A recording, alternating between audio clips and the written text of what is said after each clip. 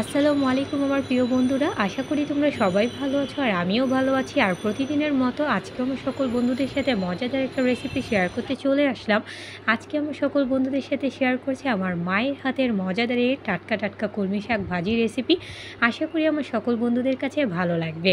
আমরা তো অনেকেই অনেক রকমের শাক খেয়ে থাকি, তবে আজকে আমার সকল বন্ধুদের সাথে আমার মায়ের হাতের এই মজাদার কলমি শাক ভাজি রেসিপিটি শেয়ার করতে চলে আসলাম।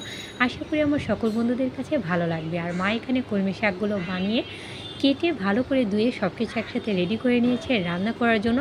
আর শাকটা একদম সিম্পল ওয়েতে রান্না করেছে, যাতে আমার বন্ধুরাও একবার হলেও আমার মায়ের মতো করে এই শাক ভাজিটি রান্না করে বাসায় ট্রাই করতে পারে।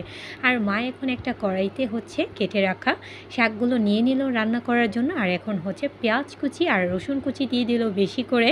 আর এখন সাথে দিয়ে দিচ্ছে একদমই চিড়ে রাখা বেশি করে কাঁচামরিচ, কারণ শাকে একটু বেশি করে কাঁচামরিচ দিলে এটা খেতে ভালো লাগে। আর সাথে মা এখন পরিমাণ মতো লবণ, আর সাথে দিয়ে দিচ্ছে একটু বেশি করে সয়াবিন তেল। মাত্র এই কয়েকটা উপকরণ দিয়ে মজাদার কলমি শাকটা খেতে কিন্তু সত্যিই দুর্দান্ত স্বাদ হয়। তাই ভাবলাম সকল বন্ধুদের সাথেও শেয়ার করা যাক। আর মা এখন একটু হালকা নাড়াচাড়া করে কিছুক্ষণের জন্য ঢেকে রাখছে।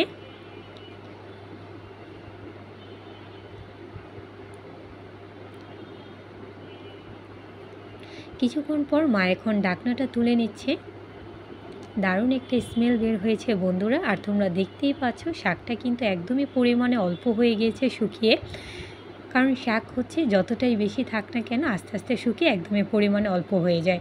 আর মা এখন হালকা করে নাড়াচাড়া করে দিচ্ছে, কারণ শাক বেশি নাড়াচাড়া করলে এটা তেতো হয়ে যায় আর খেতেও ভালো লাগে না। আবারও মা কিছুক্ষণের জন্য ঢেকে রাখছিল। আর এখন ঢাকনাটা তুলে আবারও মা শাকটা নাড়াচাড়া করে নিচ্ছে। আর তেল চলে আসলে মা শাকটা নামিয়ে নেবে। আশা করি আমার সকল বন্ধুদের কাছে এই সিম্পল ওয়েতে আমার মায়ের হাতে মজাদার কলমি শাক ভাজি রেসিপিটি তোমাদের সকলের কাছে ভালো লেগেছে। তোমরা কিন্তু অবশ্যই লাইক কমেন্ট শেয়ার করতে ভুলবে না।